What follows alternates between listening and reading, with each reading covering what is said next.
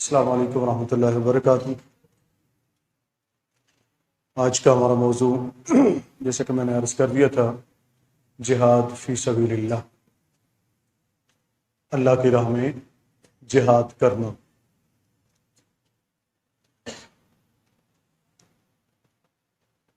آج کے دور میں جہاد کے موضوع پر بات کرنا بڑا مشکل ہے، اور ہماری قوم جو ہے وہ قصے کہانیاں سننے کی عادی ہو چکی ہے۔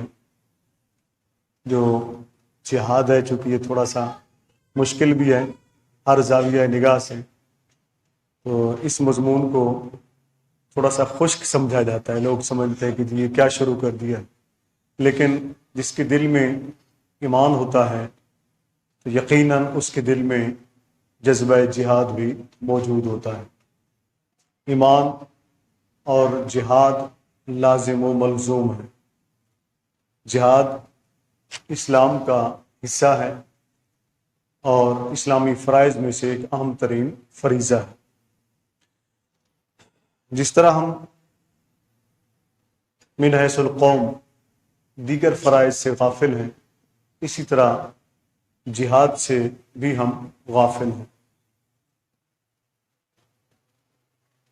اس کی چند وجوہات ہیں، اس پر پھر کبھی گفتگو صحیح، لیکن آج ہم نے صرف جہاد کے بارے میں گفتگو کرنی ہے، اس دعا کے ساتھ کہ اللہ تعالیٰ مجھے حق اور سچ کہنے کی توفیق عطا فرمائے، آپ سمیت مجھے بھی حق سچ کو سن کر اسے قبول کرنے اور اس پر عمل کرنے کی توفیق عطا فرمائے۔ جہاد کیا ہے؟ جہاد کیوں ضروری ہے؟ جہاد کس لیے ہے؟ یہ وہ سوالات ہیں جو عموماً ذہنوں میں آتے رہتے ہیں۔ اگرچہ آج کے دور میں اس کو سمجھانا ایک جہت سے مشکل بھی ہے اور دوسری جہت سے بالکل آسان بھی ہے۔ جب پہلی جہت کو ہم دیکھیں گے تو وہ بہت مشکل نظر آتا ہے کہ کسی کے ذہن کو جہاد کے لیے تیار کیا جائے، اور دوسری جہت سے جب ہم دیکھتے ہیں تو یہ صرف مسلمانوں پر الزام ہے، باقی دنیا نے اس سے زیادہ خون بہائے، میں عرض کرتا ہوں انشاءاللہ العزیز۔ قرآن کریم میں اللہ رب العزت نے متعدد آیات مبارکہ کے اندر اور نبی کریم صلی اللہ علیہ وآلہ وسلم نے متعدد احادیث مبارکہ کے اندر جہاد کے فضائل بیان فرمائے، جہاد کرنے کا حکم دیا، اور یہ بھی کہ جہاد کرنے والے اور گھروں میں بیٹھنے والے برابر نہیں ہو سکتے ہیں، اور یہ بھی فرمایا کہ میں مفاہیم عرض کر رہا ہوں حدیث مبارکہ اور آیات مبارکہ کے، کہ جس کے دل کے اندر اس نے کلمہ تو پڑھا لیکن زندگی میں کبھی نہ تو اس کے دل کے اندر جہاد کا خیال آیا، نہ جذبہ پیدا ہوا، نہ جہاد میں شامل ہوا، نہ مجاہدین کی مدد کی، تو ایسے شخص کا انجام بڑا ہوگا، یعنی وہ نفاق کی حالت میں مرے گا، یعنی منافقت کی حالت میں مرے گا، یا اس کا خاتمہ ایمان پر نہیں ہوگا۔ یہ ہمارے لیے لمحہ فکریہ ہے کہ ہم ہر چیز کی فکر رکھتے ہیں، لیکن جو ہمارے اسلامی فرائض ہیں ان کے بارے میں ہم فکر نہیں رکھتے ہیں، نہ ہی ہم ان کے بارے میں سوچتے ہیں۔ سب سے پہلے تو اس میں قصور کس کا ہے، یہ شروع میں سن لیں، آپ اس کو سمجھ لیں۔ اسلامی جہاد کو سمجھانے میں ہمارے لوگوں نے غفلت برتی۔ ہمارے لوگوں سے مراد یہ ہے کہ جو ہمارے واعظین ہیں، خطباء ہیں، مبلغین ہیں، مصلحین ہیں، موجودہ میں بات کر رہا ہوں چند صدیوں کی، علماء، مشائخ، خانقاہیں، جن کی خانقاہیں مرکز ہوا کرتی تھی جہاد کے، وہ اور اس میں دیگر لوگ بھی، اسکالر ہو گئے، پروفیسر ہو گئے، لیکچرار، استاد، معلم، سب اس میں شامل ہیں۔ ہم کس چیز میں لگے رہے؟ ایک چیز میں ہم لگے رہے کہ جی اسلامی جہاد جو ہے وہ صرف دفاعی جہاد ہے، دفاع کا حق دیتا ہے، بس اسی پر ہم لگے رہے۔ دوسری طرف جو مخالفین اسلام تھے وہ نہ کل چین سے بیٹھے تھے نہ آج چین سے بیٹھے۔ یہ بات ذہنوں میں بٹھائیں، اپنے بچوں کو بھی سمجھائیں۔ آپ کا جو دشمن ہے نا وہ کبھی چین سے نہیں بیٹھا ہے، کبھی سکون سے نہیں بیٹھا ہے۔ اس پر قرآن کریم نے تو واضح طور پر فرما دیا ہے نا، یا ایھا الذین آمنوا لا تتخذوا اليہود والنصارى، اے ایمان والو یہود و نصارہ کو دوست نہ بناؤ، یہ تمہارے دوست نہیں ہو سکتے ہیں۔ اس پر میں الگ سے گفتگو کروں گا انشاءاللہ، اور میں نے اس پر بڑی تفصیل سے لکھا بھی ہے کہ یہ تمہارے دوست نہیں ہو سکتے، یہ آپس میں ایک دوسرے کے دوست ہیں، تمہارے دوست۔ اس بات کو صرف ایک سوال چھوڑتے ہوئے پھر میں آگے چلتا ہوں اپنے اسی موضوع کی طرف۔ سوال یہ ہے کہ ایک طرف ہے اللہ رب العزت کا فرمان، ٹھیک ہے نا، کس کا فرمان؟ اللہ رب العزت کا فرمان۔ دوسری طرف ہے کفر کی دنیا کے مسلم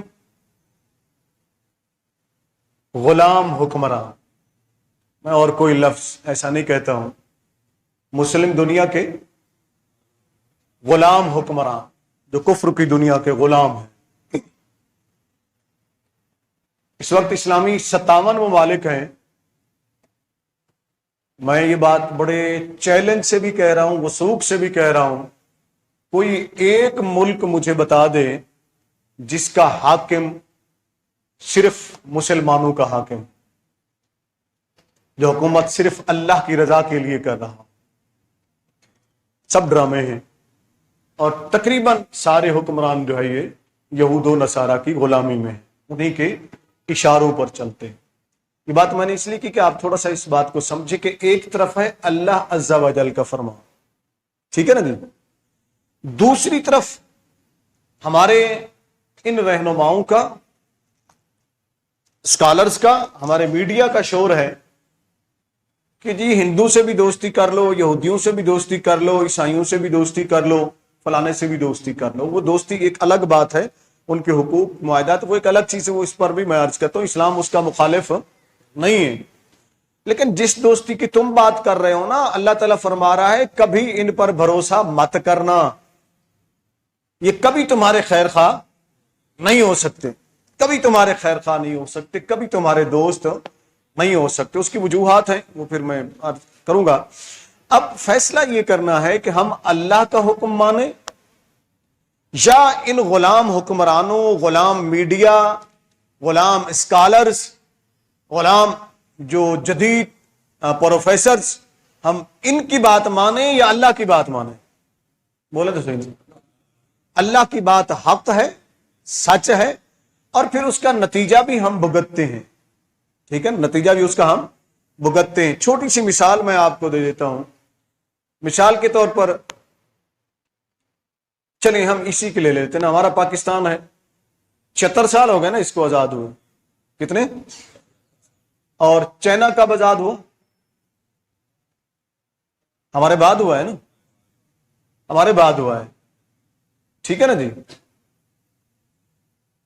اگرچہ وہ مسلمان نہیں ہے، میں اس نظریے سے بات نہیں کر رہا ہوں، وہ آزاد ہوئے مگر وہ یہود و نصارہ کے غلام نہیں رہے، وہ ذہنی طور پر آزاد ہو گئے۔ کیا ہو گئے؟ ذہنی طور پر ہر ایک کی غلامی سے آزاد ہو گئے۔ جب نکلے، آزاد ہوئے، تو انہوں نے کسی اور کو اپنا آقا نہیں سمجھا، تو آج دنیا کی دوسری بڑی طاقت چائنا ہے۔ کیا؟ بلکہ اگر اس کو پہلی کہہ دوں تو کوئی بھیجا نہ ہوگا۔ دنیا کی سب سے بڑی طاقت اس وقت چائنا ہے، جو ہمارے بعد آزاد ہوا ہے، ہمارے، اور ہم پہلے آزاد ہوئے، 76 سال ہوئے، پھر ہم دو ٹکڑے ہو گئے۔ ہم اس کے محل وقوع کے لحاظ سے بھی اس سے بہتر تھے، آبادی کے لحاظ سے بھی بہتر تھے، اور ذخائر کے لحاظ سے بھی ہم بہتر تھے، مگر ہم پیچھے کے پیچھے رہ گئے۔ اور آج اگر میں بات کروں تو میرے خیال میں یہ میرے کہنے کی بھی ضرورت نہیں ہے، آپ سب بہتر سمجھتے ہیں، اس کو دیکھ بھی رہے ہیں۔ آج ہم 76 سال پہلے جہاں کھڑے تھے نا، آج ہم اس 76 سال والی پوزیشن سے بھی پیچھے چلے گئے ہیں، اس سے بھی پیچھے چلے گئے، غلامی کی اس دلدل میں ہم چلے گئے کہ شاید اب نکلنا بہت مشکل ہوگا، اب نکلنا بہت مشکل ہوگا۔ میں اکثر فکر مند رہتا ہوں، دعا بھی کرتا رہتا ہوں، اکیلے بھی بیٹھا ہوتا ہوں، یہاں بھی آپ سنتے ہیں، باہر بھی جہاں کہیں میں جاتا ہوں، اکثر یہ دعا کرتا ہوں کہ لوگوں دعا کرو کہ تمہارا یہ وطن سلامت رہے، یہ وطن سلامت رہے، یہ وطن باقی ہے تو ہم باقی ہیں، اگر وطن نہیں تو پھر ہم کیا کریں گے؟ ٹھیک ہے نا جی؟ پھر وہی غلامی نسل در نسل وہ تو ہماری چل رہی ہے نا، لیکن پھر حقیقی جو غلامی ہے نا، ظاہری طور پر وہ بھی ان قریب شاید مسلط ہو جائے، لیکن دعا کریں کہ ہمارا یہ وطن سلامت رہے، اور اللہ رب العزت میری قوم کو، میرے ملک کو، میرے ملک کے تمام اداروں کو، تمام جماعتوں کو اللہ رب العزت آزادی عطا فرمائے۔ کیا عطا فرمائے؟ آزادی عطا فرمائے۔ آزاد ہو کر سوچیں، پھر آپ کو وہ مقام ملے گا جو چائنا نے حاصل کر لیا ہے۔ چونکہ ہم پہلے دن سے ہی برطانیہ سے کچھ آزاد ہوئے، ظاہری طور پر تقسیم کیا انہوں نے، لیکن حکومت بنتی بگڑتی چلی آئی تو انہی کے اشاروں پہ، ٹھیک ہے نا، برطانیہ کے اشاروں پر ہماری حکومتیں بنتی بگڑتی چلتی رہیں، اور پھر کچھ عرصہ آگے آ کر آپ اگر اپنی تاریخ کو دیکھیں تو کچھ عرصہ آگے آ کر کیا ہوا کہ بلاک چینج ہوا، ہم امریکی بلاک میں چلے گئے، تو اس وقت سے لے کر، یعنی آپ اس کو اگر آپ 80 کی دہائی لے لیں، ٹھیک ہے نا، 80 کی دہائی سے شروع ہوا یہ سلسلہ، کچھ اس سے پہلے 78 79 سے آپ لے لیں، تو ہماری جو یہاں حکومت بنتی ہے اور اترتی ہے وہ امریکہ کے اشاروں پہ۔ کس کے اشاروں کے اوپر؟ امریکہ کے اشاروں کے اوپر۔ ہمارے فیصلے ہوتے ہیں انہی کے اشاروں کے اوپر، ہمارے معاملات چلتے ہیں انہی کے اشاروں کے اوپر۔ تو پھر مجھے بتائیں کہ ایک غلام قوم ترقی کیسے کرے گی؟ بولے تو صحیح نا، غلام قوم ترقی تو نہیں کر سکتی نا۔ جن کے اشاروں پر آپ چلتے ہیں وہ کب چاہیں گے کہ آپ آزاد فیصلے کریں؟ وہ کب چاہیں گے کہ آپ ایک رہنما کا کردار ادا کریں مسلم دنیا کا، جبکہ آپ اسلامی ممالک میں 57 اسلامی ممالک ہے، صرف پاکستان ایٹمی قوت ہے، ٹھیک ہے نا جی، اور یہ جو کھٹکتا ہے جو دنیا کے اندر اور ہمارے سارے سسٹم کو انہوں نے غلام بنا لیا ہے۔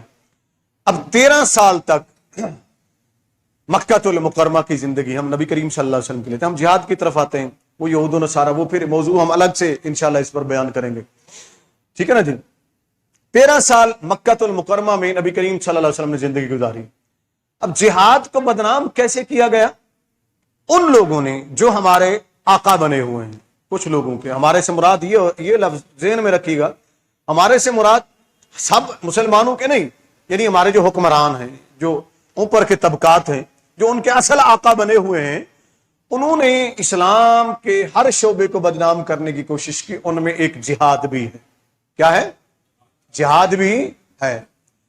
جہاد کیا ہے؟ جہاد ایک مقدس فریضہ ہے۔ کیا ہے؟ مقدس فریضہ ہے۔ جہاد کسی کا خون بہانے کا نام نہیں ہے۔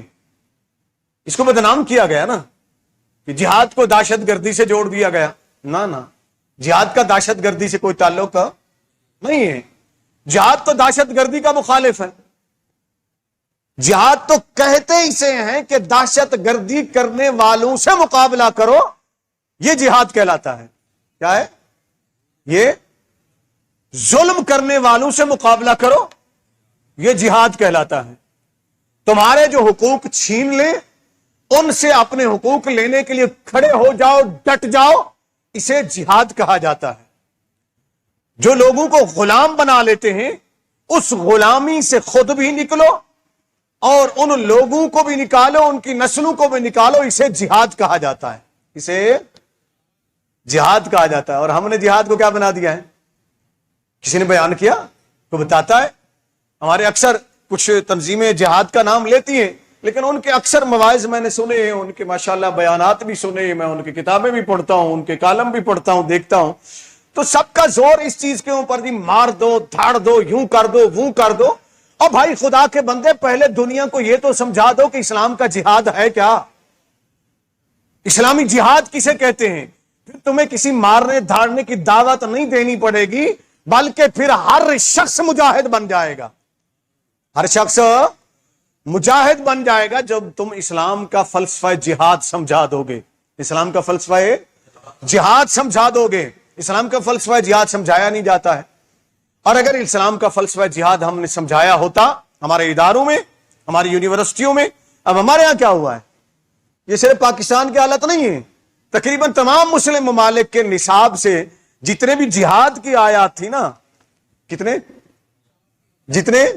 جہاد کی آیات تھی ان کو نکال دیا گیا، ڈر کے مارے کہ یہ حکمران غلام ہیں ان کے، جنہوں نے جہاد کو بدنام کیا، کہیں وہ یہ پابندی نہ لگا دیں جو ایڈ ہمیں دیتے ہیں، جو مدد ہمیں دے دیتے ہیں تعلیم کے نام پر، جو بھیک دیتے ہیں۔ یہ بھکاری قومیں، یہ بھکاری قوم، میں یہ کہوں گا، صاف لفظوں میں کہوں گا، مجھے کوئی پھانسی چڑھا دے، خود بھی بھکاری بنے مسلم قوم، جو ایک غیور قوم ہے، جو ایک غیرت مند قوم ہے، خود بھی یہ بھکاری بنے اور قوموں کو بھی بھکاری بنا دیا، مسلم قوم کو بھی بھکاری بنا دیا، خود بھی غلام بنے مسلم حکمران اور قوم کو بھی غلام بنا دیا، غلام ذہنیت عطا کر دی۔ وہ تمام جہاد کی آیات کو نصاب سے اونچی تو بولے نا نکال دیا گیا۔ جہاں نبی کریم صلی اللہ علیہ وسلم کی سیرت کے چیپٹر تھے، وہاں کون آ گیا؟ اپنے نصاب کو دیکھیں، مجھے کہنے کی کیا ضرورت ہے؟ جہاں صحابہ کرام رضوان اللہ تعالی میں سے مجاہدین صحابہ کا تذکرہ تھا، انہیں نکال دیا گیا، ان کی جگہ کون آ گیا ہے وہ بھی آپ دیکھ لیں۔ جہاں مسلم مجاہدین محمد بن قاسم جیسے، سلطان صلاح الدین ایوبی جیسے، سلطان محمود غزنوی جیسے لوگوں کے واقعات ہمیں پڑھائے جاتے تھے، ہم نے پڑھے تھے بچپن میں اسکولوں کے اندر، کالجوں کے اندر، وہ اب نکال دیے گئے، اب اس کے اندر کیا آ گیا ہے؟ اب آپ کے جو گورنمنٹ سکول ہیں ان کو پرائیویٹ کیا جا رہا ہے، میرے خیال میں کر بھی دیا گیا، اس کا نوٹیفیکیشن بھی ہو گیا۔ اب اس کا طریقہ کار کیا اپنایا جا رہا ہے؟ یہ میری قوم دل تھام کر سنے۔ مجھے کئی واٹس ایپ پہ میسج آئے دوستوں کے مختلف جگہوں نے کہا جی ڈاکٹر صاحب اس پر شرعی نقطہ نگاہ آپ کیا بتاتے ہیں؟ میں نے کہا جی مسئلہ کیا ہے؟ پھر انہوں نے مجھے میسج کی ہے، میں وہ آپ کو بتا رہا ہوں، بے عین ہی لفظ بلفظ ان کے میں آپ کو بتا دیتا ہوں۔ انہوں نے کہا جی ہمارے علاقوں میں گورنمنٹ سکولوں میں یہ کیا جا رہا ہے کہ ہماری بچیوں کو کھڑا کیا جا رہا ہے لینوں کے اندر، اور ان کی تصویریں لی جا رہی ہیں، اور ان سے کہا رہا ہے اپنے جو حجاب ہیں یہ اتار دو۔ کان کھولو اور پاکستان کے، میں کیا کہوں، اور سیاست میں جھگڑنے والوں کان کھولو، تمہاری غیرت کے ساتھ ہو کیا رہا ہے؟ تمہارے ایمان کے ساتھ ہو کیا رہا ہے؟ تم آپس میں لڑ رہے ہو، مر رہے ہو، اور تمہیں یہ پتہ نہیں کہ اندر کھاتے تمہارے ساتھ ہو کیا رہا ہے؟ کہ جی ہماری بیٹیوں کے لیے حجاب کہہ رہے ہیں اتارو، ہم تصویریں بنائیں گے۔ کچھ کی تصویریں انہوں نے کہا بنا لی، کہنے جی ہم کیا کریں؟ انہوں نے پہلے میرے سے پوچھا، میں نے کہا بھی بالکل نہیں بنوانی، آپ نے حجاب نہیں اتارنے بچیوں کے سروں سے، اور اس طرح کی تصویریں۔ انہوں نے کہا جی کریں گے کیا؟ وہ آگے بتا رہے ہیں کہ جن کو یہ سکول بیچے ہیں، پرائیویٹائزیشن کی ہے گورنمنٹ نے، سکولوں جن کو بیچے ہیں، ان کی ڈیمانڈ یہ ہے کہ تمام بچیوں کے تصاویر ہمیں دو جن کے سروں پر دوپٹے بھی نہ ہوں۔ اب یہ تعلیم کے نام پر تمہاری بیٹیوں کے ساتھ، ہماری بیٹیوں کے ساتھ یہ سلسلہ شروع کر دیا، تمہیں آپس میں لڑا کر کہ ادھر لڑتے رہیں، عمران خان کو مارو، نواز شریف کو مارو، زرداری کو مارو، فلانے کو مارو، اس میں تمہیں لڑا دیا۔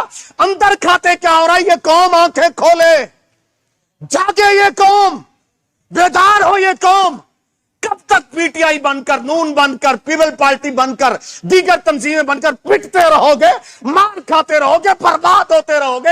تمہارا سب کچھ تباہ کر دیا گیا اس وجہ سے، اور تم ایک دوسرے کے مخالف بن کر فلانا اس کے ساتھ مل جاتا ہے، فلانا اس کے مائل کے ساتھ مل جاتا ہے۔ ہماری ساری یہ غیرت کو انہوں نے دفن کر کے رکھ دیا، اور تم خاموش ہو، تماشائی بنے بیٹھے ہو۔ جب تمہاری بیٹیوں کے سروں سے دوپٹے زبردستی اتار دیے جائیں گے، جب کہا جائے گا کہ دوپٹہ پہن کر بچی سکول میں نہیں آئے گی، پھر کیا کرو گے؟ ابھی کچھ حیا تو باقی ہے نا، کچھ حیا تو باقی ہے نا، تو اس کے خلاف ہم بول نہیں سکتے۔ یہ میں اس لیے عرض کر رہا ہوں کہ ہمارا سسٹم جو نظام ہے، सारा का सारा गुलाम सिस्टम है। क्या है? गुलाम सिस्टम, वो उसी के तहत चल रहा है जैसा वो इशारा कर देते हैं। उन्होंने बदनाम किया जिहाद को। किसको बदनाम किया? जिहाद को। वो जी जिहाद मुसलमान का ये तो एक दहशतगर्दी है, कत्ल गारत है। 13 साल तक, कितने? 13 साल कोई थोड़ा अरसा नहीं है। आपके और हमारे नबी सल्लल्लाहु अलैहि वसल्लम ने जब ऐलान नबूवत फरमाया, 13 साल तक जुल्म सहा। सहाबा किराम रिज़वानुल्लाहि ताला अलैहिम अजमईन ने, सहाबियात ने रज़ियल्लाहु ताला अन्हुम हर किस्म का जुल्म सहा। रब करीम के महबूब सल्लल्लाहु अलैहि वसल्लम से जब भी सहाबा किराम अर्ज करते, या रसूलुल्लाह सल्लल्लाहु अलैहि वसल्लम हमें इजाजत दीजिए, हम भी तो इनको जवाब दें ना, हम भी तो इनको जवाब दें। आका फरमाते अभी ठहरो, अल्लाह की तरफ से सब्र का हुक्म आया कि सब्र करो। किस चीज का हुक्म आया? सब्र का। सब्र करो। सहाबा को अपने घर छोड़ने पड़े, अपना वतन छोड़ना पड़ा, इलाका छोड़ना पड़ा, जायदादें छोड़नी पड़ी, खानदान छोड़ने पड़े, सब कुछ कुर्बान करना पड़ा। हबशा की तरफ गए, मदीना की तरफ गए, मुख्तलिफ इलाकों की तरफ हिजरत कर गए, मगर हथियार नहीं उठाया। दावत देते रहे, अल्लाह के नबी समझाते रहे। और तारीख की किताबों में ये तारीख के अल्फाज आपके और हमारे नबी सल्लल्लाहु अलैहि वसल्लम के लिखे हैं। क्या मक्के के लोगों, मुझे नबी नहीं मानते हो ना मानो, अपने जैसा इंसान तो मानो, जैसे तुम्हारे हुकूक है वो हुकूक मुझे तो दो। मगर उन्होंने वो हक भी देना पसंद ना किया। हमने अपनी आंखों से पाकिस्तान की धरती पर देखा, माल रोड से गुजरते हुए हमारे 2 बच्चों को एक अमेरिकी दरिंदा गोलियां मार देता है, कत्ल कर देता है। ये कौम चीखती रह जाती है, चिल्लाती रह जाती, देखती रह जाती है। तुम्हारा पूरा सिस्टम, निजाम आदल जो गुलाम है यहूदियों का, जो गुलाम है अमेरिकियों का, एक ही मिनट के अंदर उन्होंने हुक्म दिया, इन्होंने आजाद करके उसको भेज दिया। देखा तुमने कि नहीं देखा? बोले तो सही ना। इसी धरती पर यह वाकया हुआ ना। रेमंड डेविस किसका बाप था? किसका आका था वो, जिसको तुमने भेज दिया, जो मुसलमानों का कातिल था? किसको तुमने, किसको खुश करने के लिए तुमने ये सब किया? कहते हो कौम बोले भी ना, जो भी इनके साथ हम करते रहे। जब हम आवाज उठाते हो, अमरीकियों अगर तुम हम पर जुल्म करते हो, इतना तो करो, जैसे तुम इंसान हो वैसे हम भी इंसान हैं, वैसे हम भी इंसान हैं। मेरे आका ये बावर कराते रहे 13 साल तक कि देखो तुम्हें भी जीने का हक है, तो जीने का हक हमें भी दो। जीने का हक अगर इसराइल के यहूदियों को है, तो जीने का हक फलस्तीन के मुसलमानों को भी तो है ना। फलस्तीन के मुसलमानों को भी तो है ना। इतने सदियां गुजरने के बाद आज के गए गुजरे दौर के अंदर इस्लामी जिहाद और कुफ्र की दहशतगर्दी का फर्क, तुम जितने वीडियोज आ रही हैं वो देखें।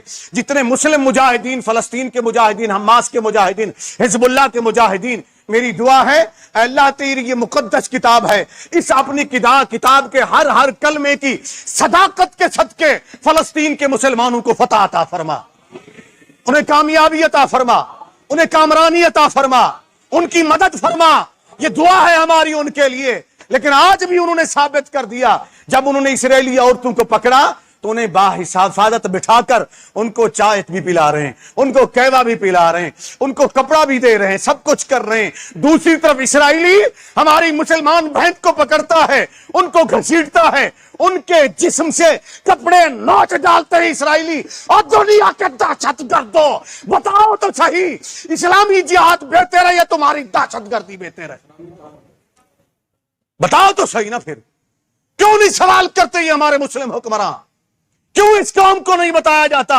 इस्लामी जिहाद इसलिए नहीं है कि किसी की इज्जत को लूट लिया जाए। सुनो, 13 साल के बाद जब चैन से न जीने दिया गया, हिजरत करके मदीनतुल मुनव्वरा चले गए, वहां सुकून से कुछ रहने लगे।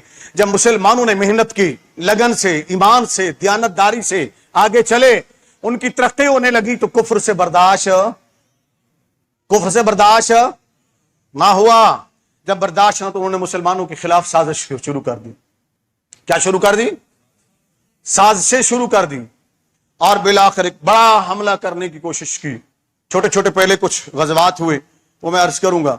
اور پچھلے جمعۃ المبارک میں نے عرض کیا تھا نا کہ ہمارے نبی نبی الملاحم بھی ہیں، ٹھیک ہے نا، جنگ والے نبی، تلوار والے نبی، جہاد والے نبی. تم نے یہ حصہ میرے نبی صلی اللہ علیہ وسلم کی زندگی کا کیوں نہیں بیان کیا؟ کتنے غزوات ہوئے آقا علیہ السلام کے؟ 27. کتنے؟ 10 سالہ دور میں 27 غزوات. غزوہ کہتے ہیں جس میں خود نبی کریم صلی اللہ علیہ وسلم نے شرکت فرمائی.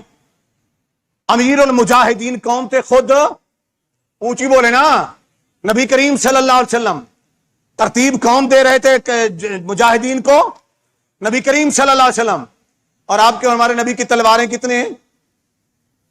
بولے تو صحیح نا، نہیں یاد نا جی؟ اچھا.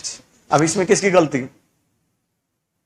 اس ممبر پر بیٹھنے والوں کی نہیں ہے، اس ممبر پر بیٹھنے والوں کی، خانقاہ میں بیٹھے پیروں کی، مدرسے میں بیٹھے معلمین کی، یونیورسٹی میں بیٹھے پروفیسروں کی، ان کی غلطی ہے. قوم کو تم نے یہ تو بتا دیا فلاں فلم میں فلاں گانا ہے،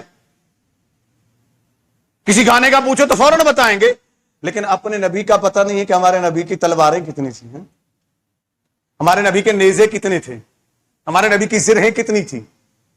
اگر نبی مجاہد نہیں تھے تو پھر نبی الملاحم کیسے تھے؟ نبی مجاہد نہیں تو پھر 10 تلواریں کیسے تھیں؟ چلے میں بتا دیتا ہوں کتنے تلواریں تھیں.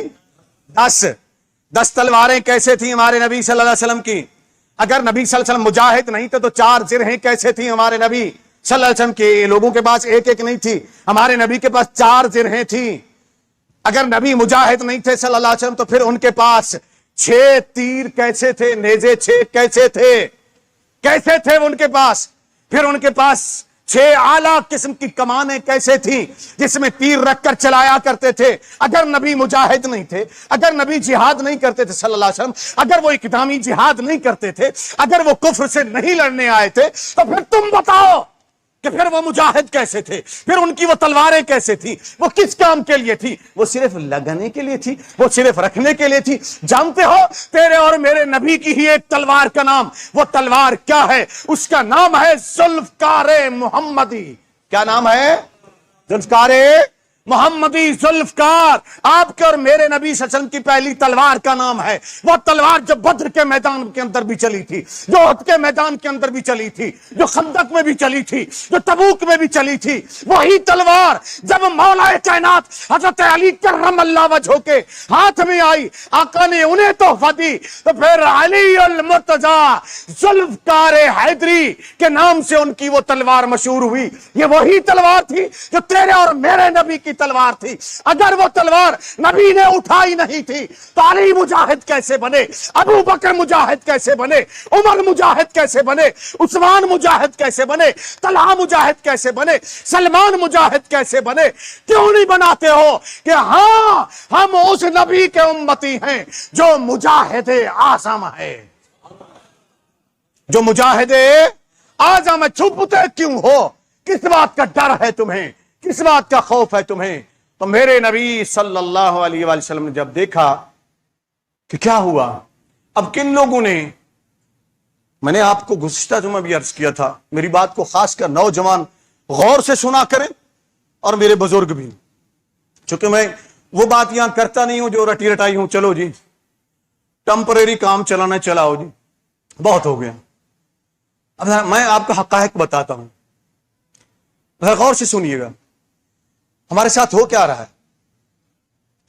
عالم کے لباس میں، صوفی کے لباس میں یعنی پیر کے لباس میں، پروفیسر استاد کے لباس میں، سیاستدان کے لباس میں، کلمہ تمہاری سامنے پڑھتے ہوں گے لیکن اندر کھاتے کام کسی اور کا کر رہے ہوں، اندر کھاتے کام کسی اور. ایسے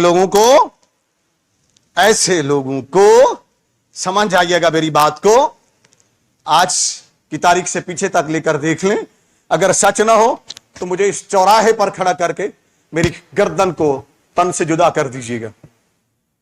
ایسے ہی لوگوں کو، وہ جو اوپر آقا بیٹھے ہوئے ہیں، کبھی شمس العلماء کا خطاب دیتے ہیں، کبھی فلاں کا خطاب، کبھی فلاں کا خطاب، کبھی فلاں ایوارڈ، کبھی فلاں ایوارڈ، کبھی فلاں ایوارڈ، اور بیچ میں پھر جو اصلی لوگ ہوتے ہیں ان کو بھی پھنسانے کی کوشش کرتے ہیں کہ ان کو بھی ان کی صف میں کھڑا کر دیا جائے. اب ذرا میں آپ کو اس لیے بتائی کہ آپ پہلے اس کو ذہن میں رکھ لیں پھر اگلی بات سمجھیں. غزوہ بدر ہوا پہلا, ایک بدر صغرا ہے اس سے پہلے ہوا تھا, پھر غزوہ بدر الکبریٰ ہوا. میرے نبی صلی اللہ علیہ وسلم نے صحابہ کرام کو بلایا, فرمایا سنو بہت ہو گیا. کیا ہوا یا رسول اللہ صلی اللہ علیہ وسلم کیا حکم ہے؟ فرمایا رب کریم نے فرمایا ہے. کیا؟ غور سے سنو. رب کریم نے فرمایا وَاقْتُلُوا حَيْثُ ثَقِفْتُمُوهُمْ. یہ قرآن ہے. کیا ہے؟ اور تم یونیورسٹیوں سے نکال دو گے نا, تم اپنے کالجوں سے نکال دو گے نا, اللہ کی مقدس کتاب سے تو نہیں نکال سکتے نا, قرآن سے تو نہیں نکال سکتے ہو نا. جس دن قرآن سے نکالو گے پھر ہم تمہیں دیکھ بھی لیں گے, ٹھیک ہے نا. کالج تم جن کے اشاروں پر چلاتے ہو چلتے رہو, یونیورسٹی جن کے اشاروں پر چلاتے ہو چلاتے رہو, ادارے جن کے اشاروں پر چلتے رہیں, لیکن قرآن تو کسی کے اشارے پر نہیں چل سکتا نا. میرے رب نے فرمایا, آقا علیہ السلام نے بتایا, فرمایا سنو, اللہ تعالی نے ارشاد فرمایا وقاتلوا. چلیں پہلے اس کے پیچھے والی آیت پڑھیں. وقاتلوا فی سبیل اللہ. وہ صحابہ جو دن رات اس کے لیے بے چین تھے کہ ہمیں جہاد کی اجازت مل جائے, ہمیں جہاد کی اجازت مل جائے. نبی نے صبر کا حکم دیا صلی اللہ علیہ وسلم, اللہ نے صبر کا حکم دیا. یہ حکم نہیں دیا کہ اپنے لوگوں کو چن چن کر مارو. میرے اشارے سمجھ جائیے گا, سارے سمجھدار لوگ ہیں, سمجھ جائیے گا. افواج اس لیے نہیں ہوتی ہے کہ اپنوں کو چن چن کر ماریں, مجاہد اس لیے نہیں ہوتے کہ اپنوں کو چن چن کر ماریں. سمجھ رہے بات کو؟ وہاں اللہ کے حبیب نے فرمایا تھا صلی اللہ علیہ وسلم, اور اللہ نے فرمایا تھا کہ اے محبوب صلی اللہ علیہ وسلم اپنے غلاموں سے کہو کہ اپنی قوت کو مجتمع رکھیں, یکجا ہوں. قرآن کے اندر آگے میں سلسلہ بسلسلہ بیان کروں گا. یہ جو موضوع ہم نے شروع کیا ہے اس کو راستے میں نہیں چھوڑنا انشاءاللہ, میں اس کی ساری تفصیلات آپ کے سامنے رکھوں گا. تو رب کے محبوب علیہ الصلوۃ والسلام کو اللہ نے پھر حکم دیا. ٹائم مکمل, آج یہاں گفتگو ختم کرتے ہیں, آیت سن لیں پھر یہیں سے آغاز کریں گے اگلے جمعہ المبارک انشاءاللہ. رب کریم نے فرمایا وقاتلوا فی سبیل اللہ وقاتلوا فی سبیل اللہ الذین یقاتلونکم. اے محبوب صلی اللہ علیہ وسلم اپنے غلاموں سے کہو اٹھو. کیا؟ اٹھو, کمر باندھو, اب وقت آ گیا, اب وقت آ گیا, بہت صبر کر لیا, اٹھو کمر باندھو, کھڑے ہو جاؤ. کیا کریں؟ اللہ کے حبیب صلی اللہ علیہ وسلم نے فرمایا, اللہ فرماتا ہے اٹھو لڑو ان سے. کیا؟ لڑو ان سے. وقاتلوا فی سبیل اللہ, لیکن تم نے لڑنا ہے اللہ کی راہ میں. یہ بہت بڑا فلسفہ ہے, میں اگلے جمعہ المبارک یہیں سے گفتگو کروں گا. اور جہاد اسلامی کی حقیقت کو بیان کیا گیا ہے. تم نے اللہ کی راہ میں لڑنا ہے. یہ دنیا کی راہ میں لڑ رہے ہیں نا, اور جو اللہ کی راہ میں لڑتا ہے اور جو دنیا کی راہ میں لڑتا ہے ان کا مقابلہ ہی نہیں ہے. ان کا مقابلہ کیسے, یہ اگلا جمعہ المبارک آپ سنیں گے. میں آیت کا ترجمہ کر پھر بات کو ختم کروں. وقاتلوا فی سبیل اللہ, اور اٹھو لڑو اللہ کی راہ میں ان سے, الذین یقاتلونکم, جو تم سے لڑتے ہیں ان سے لڑو. لیکن پھر بھی فرمایا ولا تعتدوا, ولا تعتدوا, زیادتی نہ کرنا, زیادتی نہ کرنا. یہ اسلامی جہاد ہے. ان اللہ لا يحب المعتدین. اے ایمان والو, اللہ زیادتی کرنے والوں کو پسند نہیں فرماتا. آئندہ جمعہ مبارک جلدی آئیے گا, یہیں سے آغاز گفتگو ہوگا اس دعا کے ساتھ کہ اللہ ہمیں عمل کی توفیق عطا فرمائے.